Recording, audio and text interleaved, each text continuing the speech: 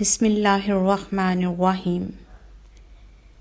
یا آپ کے ظہور کا عرصہ ہو مختصر، یا عرصۂ حیات میرا مختصر نہ ہو۔ رفاقت با امام زماں کے الف بائی اصول۔ دال دعا، بھائی کی دعا بھائی کے حق میں قبول ہوتی ہے۔ آپ میرے دوست اور بھائی ہیں، میں آپ کے لیے دعا کرتی ہوں، آپ میرے لیے دعا کریں۔ بحر الانوار جلد 53 باب 31۔ امام مہدی علیہ السلام نے فرمایا، ظہور کے لیے زیادہ دعا کرو، کیونکہ ظہور کا جلدی ہو جانا خود تمہارے اپنے ہی کاموں کی آسانی کے لیے ہے۔ جندب ابن جنادہ یعنی ابو ذر مسجد میں داخل ہوئے، دیکھا رسول داہیہ قلبی سے دھیرے دھیرے بات کر رہے ہیں۔ احتراماً مغل ہوئے بغیر ایک جانب بیٹھ گئے۔ داہیہ قلبی وہ حسین و جمیل صحابی ہیں کہ جنہیں دیکھ کر نبی نے رب سے کہا، خالقہ جس کا چہرہ ایسا حسین بنایا اس کا دل بھی حسین بنا دے۔ داہیہ ایمان لائے اور عاشق رسول بن گئے۔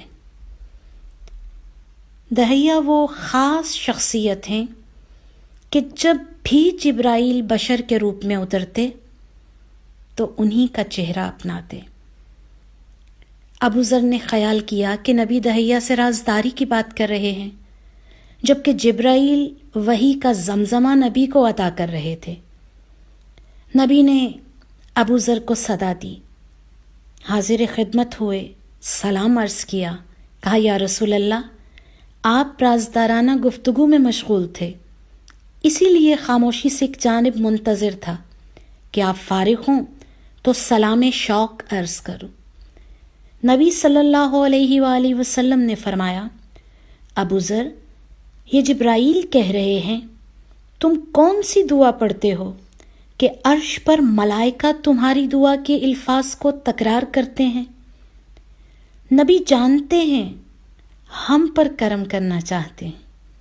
سر جھکا کر ابو ذر نے کلمات ادا کیے، اللہم صلی علی محمد وآل محمد، اللہم انی اسألک ایمانا دائما واسألک قلبا خاشعا واسألک علما نافعا واسألک یقینا صادقا واسألک دینا قیما واسألک العافیۃ من کل بلیہ واسألک تمام العافیہ واسألک دوام العافیہ واسألک الشکر علی الکافیہ واسألک غنی عن الناس، اللہم کل ولیک الفرج۔